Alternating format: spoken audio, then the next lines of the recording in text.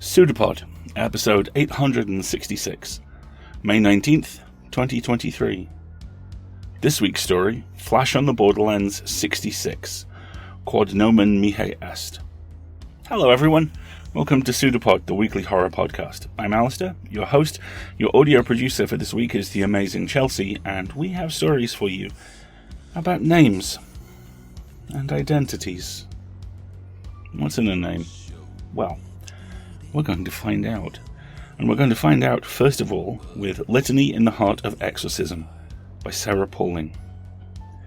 This originally appeared in Flash Fiction Online and is due to appear in Dutch translation in Speculatief, and I would just like to preemptively apologise to the entire Dutch nation for that pronunciation, just in case. Sarah spent several years sending other people to distant places for a living as a study abroad advisor in Ann Arbor, Michigan. She is now in Seattle, graciously sharing a home with 2 cats and a husband. A graduate of the Viable Paradise Workshop, her stories have appeared in places like Strange Horizons, Escape Pod, and Clark's World. If approached without sudden movement, she can be found at _Paulings on Twitter, where she natters on about writing, tabletop gaming, comics, and books. We will, of course, put the usual links in the show notes, and, of course, before we dive in, just a reminder that these stories are unusually strong in some cases. In terms of subject matter, there is one particular moment I promise you, warn you ahead of time. Now, your narrator for this story is the fantastic Tatiana Gomberg, so stand strong, because we have a story for you, and as long as you stay outside the circle, we promise you, it's true.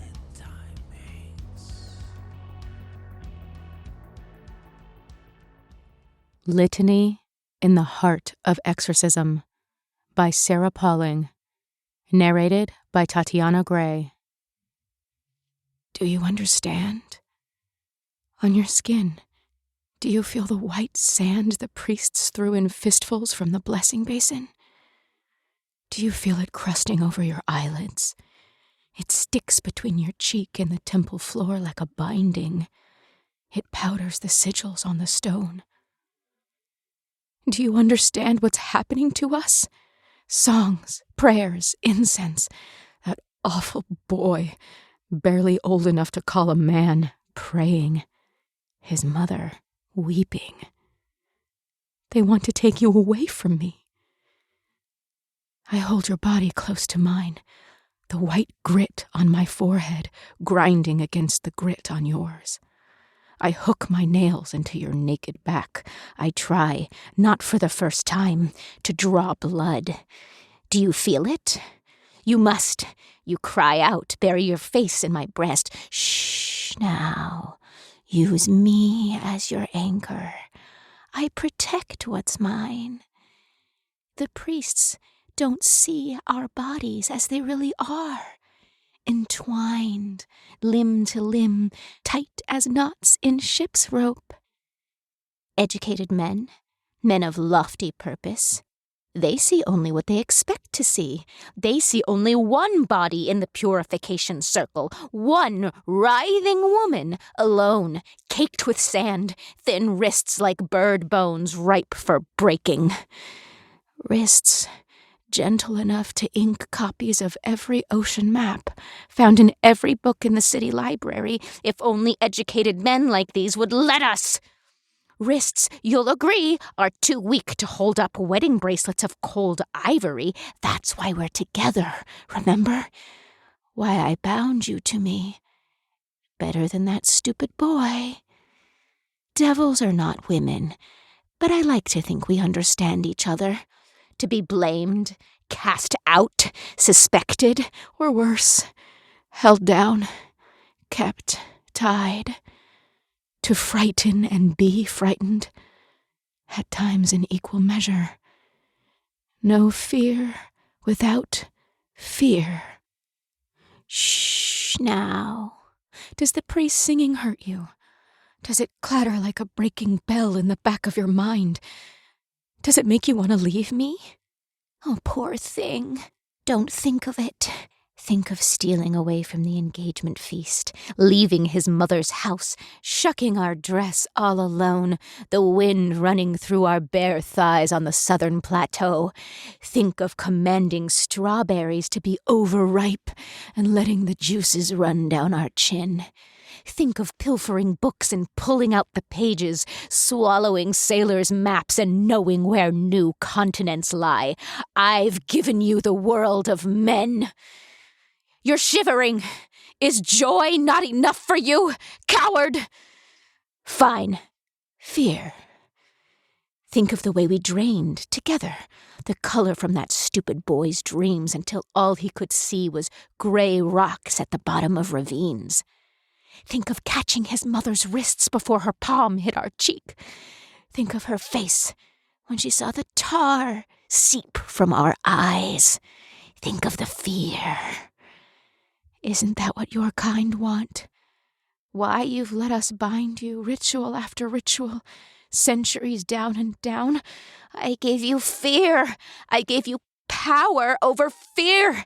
Don't you feed on it? Better devil deals than marriage contracts. We are stronger now than we were alone. Their tricks won't work. Don't watch the sand gather on the lines of the temple sigils like iron nails to lodestones. Don't track the map the sigils form. A compass rose. Northeast, northwest. No!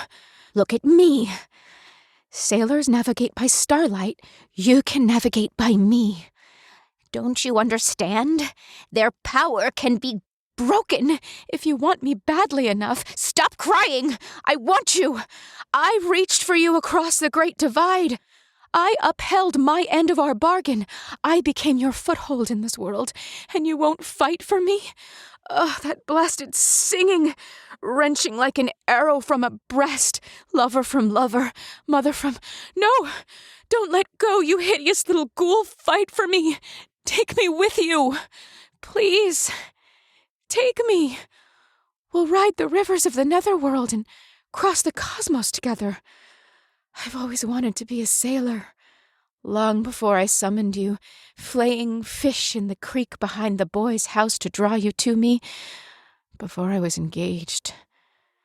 Ever since I was a child, I've watched sailors dock at port and leave again. They chase continents. They get to leave. Don't go. I'm sorry.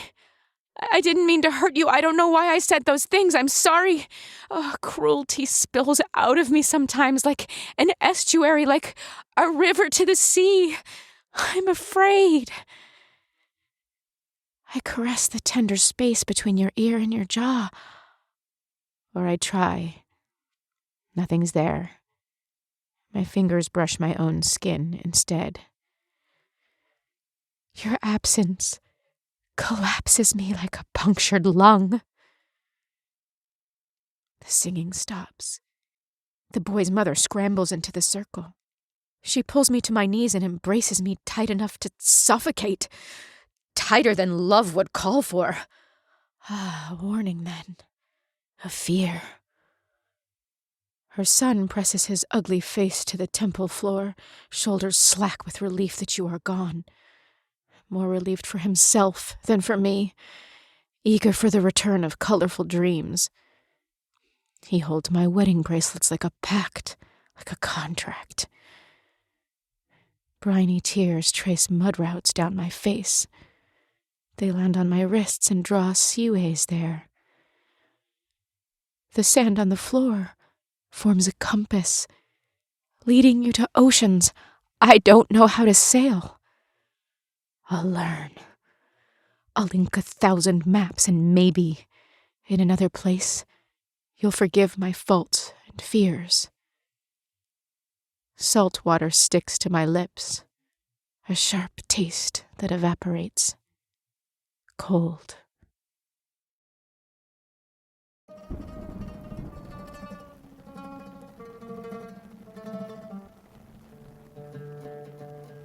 I had never for a second considered possession as a process of radical, identity-annihilating empathy. And yet here we are. We're taught, especially if you were raised Catholic or snuck into horror movies way too early, or in my case both, that possession is a moment of terrifying and abject violation. You are overwritten as someone crams their way into your head, taking control of you from you. The idea of exorcism as a process of rescue, though, of a drowning soul clinging to a radiant, living life raft, knowing full well what they're doing and yet not being able to stop themselves because it is so cold and so dark. That is terrifying on an existential level I have never considered. What a clear-eyed, empathetic and abjectly disturbing idea, and beautifully executed too. Mother is the name for God. Any port in a storm.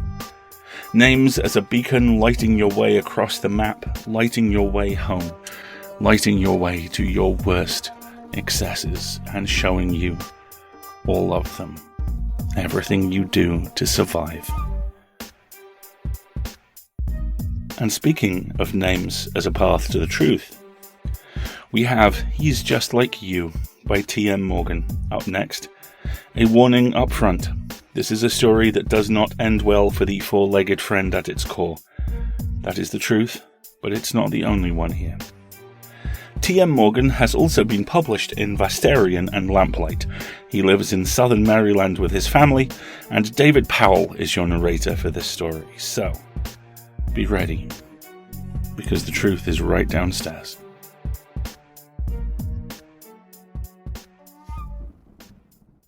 He's Just Like You. Narrated by David Powell. You love your son. Sidney, your son, and Betsy, his dog, splash in puddles together, a mess of epic proportions. At the end of summer, the nightmares start. Soon after come the gyrations in his sleep, and then he begins to sleepwalk through the house.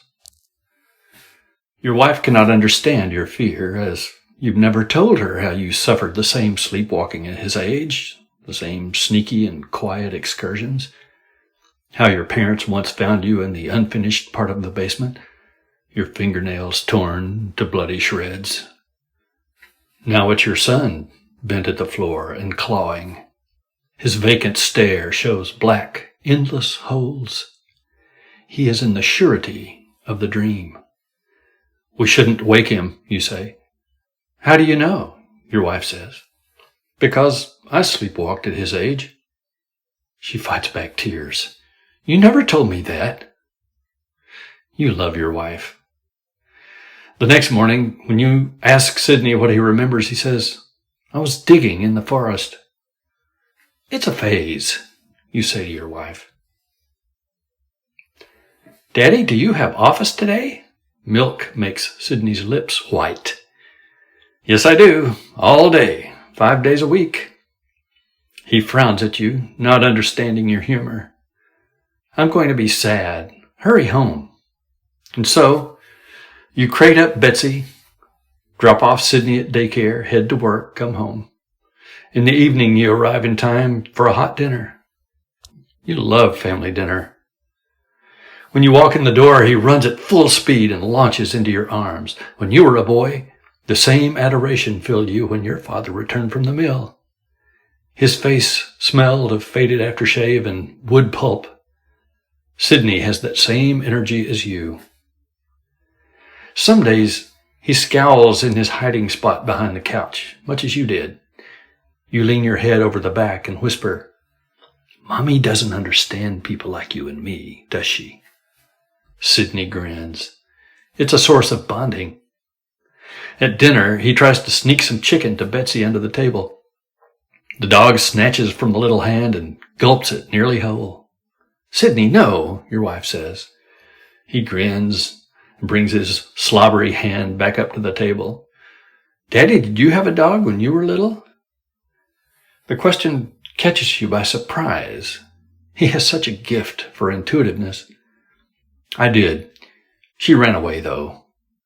Your wife watches the two of you with interest.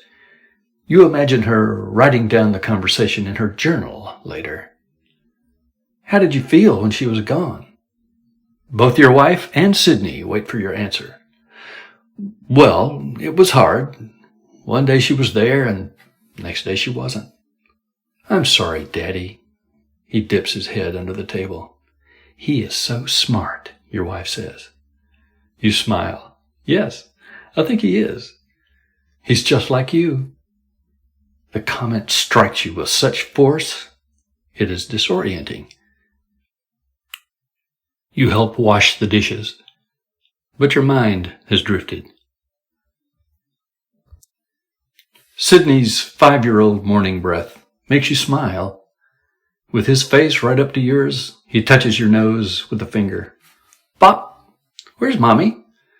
She went to the gym. Today is Saturday, so no work. Do you remember last night? He looks up with those deep eyes that convey a cosmos of curiosity. Remember what? I was sleeping. Daddy, were you sleepwalking? You tussle his hair. Me? No, of course not. But let's not worry about that.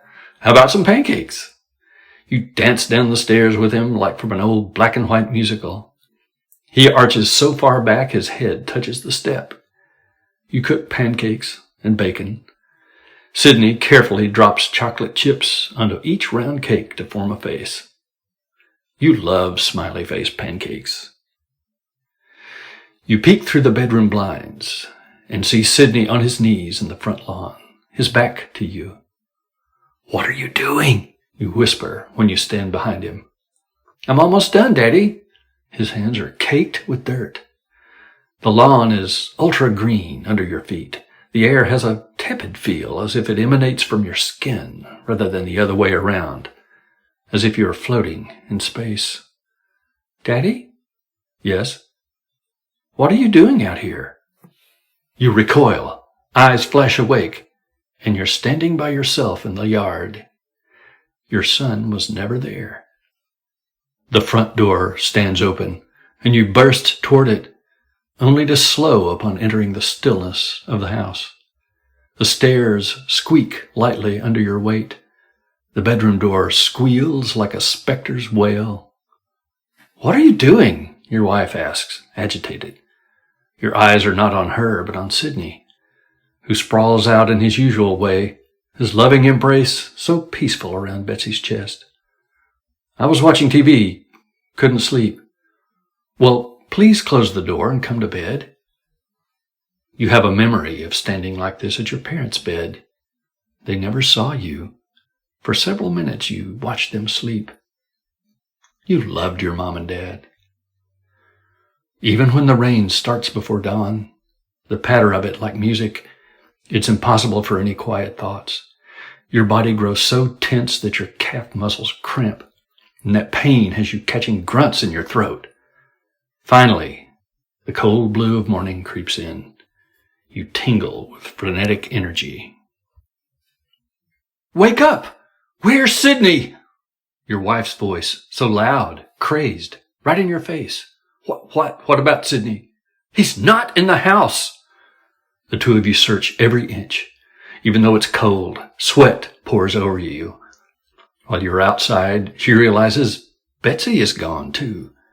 You think of the night you wandered off sleepwalking as a child. Your father and mother must have scrambled like this, torn up the house. They must have realized too that your dog was missing. The police arrive within minutes of being called and ask if you argued or if Sydney had any reason to run away. Everything will be done, they say as they leave. God, where did he go? Your wife says. Are you sure you didn't leave the door open? Her morose aura terrifies you. It's like a cold cemetery fog. It wasn't that. She doubles over and falls forward, hands over her face, and the most ungodly wails escape her lungs. She beats the floor, spittle strung from her open mouth like melted wax. I'm going out to look for him, you say. At the door, she screams again, and the sound pierces your ears. You think of the day Sydney was born, how you heard those same cries. A drizzle starts as you back out the sob. Each street will hold promise, down one and up another. The rain picks up windshield wipers swiping madly. After 2 hours, your hands grip vice tight to the wheel. Miles later, you see Winnie and Tigger and Eeyore doing cartwheels and somersaults on a child's pajamas. His hair lays flat against the skull, shoulders hunched in to keep warm. "Sydney!" You love this moment. His face, dumbfounded and confused, scrunches up in the oddest way. "Where are we? I want to go home." With the utmost trepidation, you say, "Where's Betsy?" His eyes look at you in his periphery as if he's afraid to see you. "Can you keep a secret?" A ball of molten ore settles in your chest. With your son scooped up, you run, slide him into the passenger seat, and hustle to your side. His hands are caked with dirt, black lines of it shoved under his fingernails. Every inch of his pale skin is dotted with soil. You can barely breathe. "What did you do with her?" His breath smells pungent and acidic, and he speaks as an old man in the confessional, a whisper. "I finally finished digging." Dizzy, you take his head in your hands, unable to contain yourself. An overeager laugh escapes your mouth. Your faces mirror each other, stricken, uncertain. The headlights shine on the woods, too dark to penetrate, and hide whatever lies within. You know this is only the beginning. After all, he's just like you.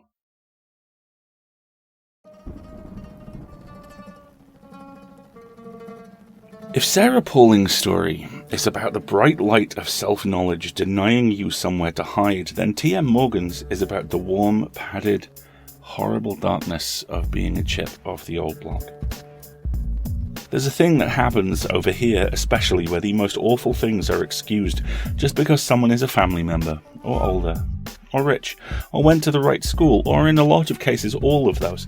If we live with wrong, and so many of us have lived with wrong, then wrong is just part of the furniture, or in extreme cases as depicted here, part of the family.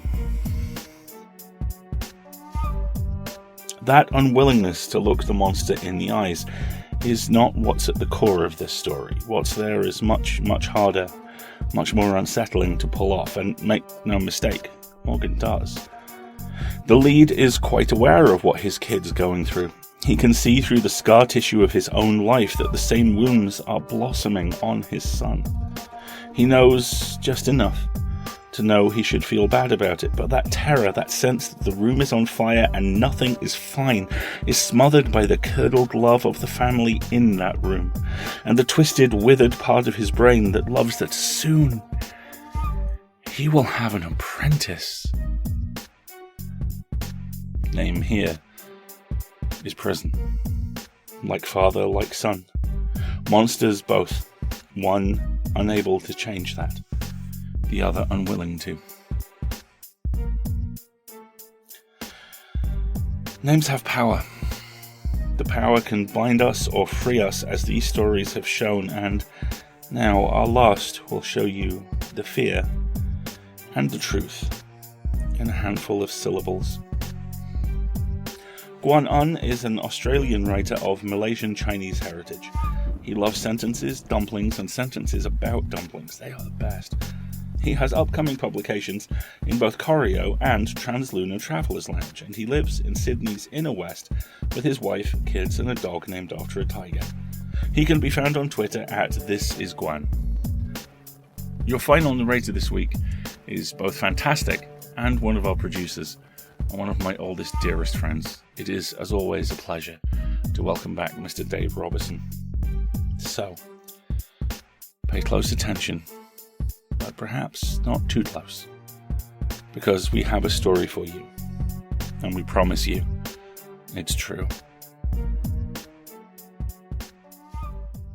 Take Root by Guan Un. Read by Dave Robertson. Francis, if you hear me, delete this message. Stop listening at once! Delete this! Apologies for that error in transmission. Dear Francis, it is wonderful to communicate. Take root. With you again. This is my last report on the loss of transmission from the radio outpost on Ganymede 13. It is worse than we feared. Francis, everyone is dead. Locked in separate rooms, fingers stuffed in ears, or music playing out loud. In the control room, one audio loop playing over and over. We all heard it. Take root. Before we could not. It was not apparent what killed them at first. There were no signs of intruders, no forced entry into the base. We thought space madness at first, but there was no sign of violence. When Dr. Adil did the autopsy, there was no trauma beyond their vocal cords. They had died of hunger and exhaustion, even though they had plenty of supplies. Francis, they spoke themselves to death. I went back to that audio loop, traced it back to their logs. It was the message they'd received that they'd told us about. The sign of alien life, a reply to the Arecibo message. I listened to it. Take root. And despite the circumstances, I could see why they were excited. It was a definite message from intelligent life. Life beyond us, beyond the stars, sent back to us, where we could hear it. Take root. The majority of the message was prime numbers repeating in bass pulses, soft and liquid in my ears. Whispers behind it that I couldn't hear, so I would listen again, and felt it rising until I knew where I belonged. The sound was where I belonged and what I was. A host. A vehicle for transmission. When Dr. Adil pulled the headphones from me 12 hours later, I told her what I'm telling you. That's why I... No! Delete! Don't listen! Oh, please! Take root. But you can hear it too. It's in this transmission. In the wavelengths of my voice. That's where they are. And they're in you, too, now. That's why they're forcing me to send this. To you, Francis, to email this broadcast to NASA, to post on the internet, to anyone who will listen and... Take root. There was no message, Francis. They were the message. This is them. They multiply through the sound, through the voice of the hosts. They ride on the back of the wavelengths and take root. Take root. In your brain stem. Until you're a host too. To say what they need you to say. You can fight them. Delete this. It's too late. If you've heard this, it's too late. They've taken root. Francis, if you hear me, delete this message. Tell everyone.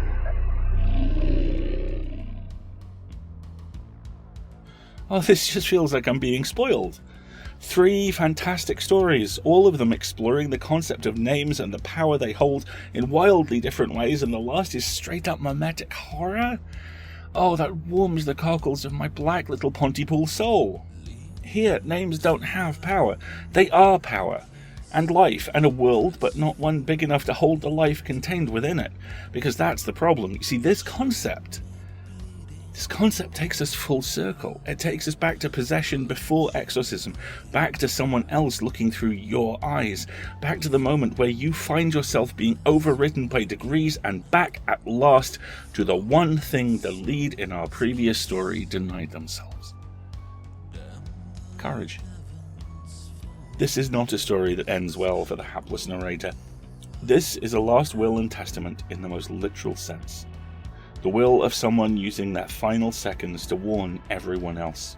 The testament of their determination in the face of identity-destroying horror. No one should stand against something like that alone, and I am reminded of the moment in World War Z with Sarge, when she realizes she's done. Sometimes knowing yourself, knowing your name, is knowing who and what you aren't, and making that a weapon, or at least a warning. What's in a name? Everything. Everything that matters, everything that doesn't. And 3 stories that will stay with me for a long time. Thank you all. We rely on you to pay our authors, staff, and cover our costs. It's pretty tough right now, so if you can support us, please do. It is very much needed. We've got PayPal and Patreon subscriptions that start at $5 a month. Both get you access to our audio archive. The Patreon subscription tiers get you all sorts of goodies at the higher levels too, and please, do help out if you can. As I say, we are entirely donation funded. Every donation is needed, and every donation helps. If you can't help financially, please consider talking about us, because that helps a lot too. If you liked an episode, please link to it, or blog about it, or leave a review on your podcatcher of choice. Everything helps, and with your help, we can keep doing this. PseudoPod is part of the Escape Artists Foundation, a 501c3 non-profit, and this episode is distributed under the Creative Commons Attribution, Non-Commercial, No Derivatives 4.0 International License. Join us next week for Chainsaw, as is, by Julian King Cargyle, narrated by Melissa V. Hoffelick, produced by Chelsea Davis, and hosted by me.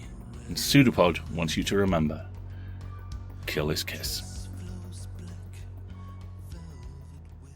An arm appeared from nowhere on the shape, seemingly projected like the pseudopod of a protozoan. It's a pseudopod. It's a big foot. It's all about podcasts these days.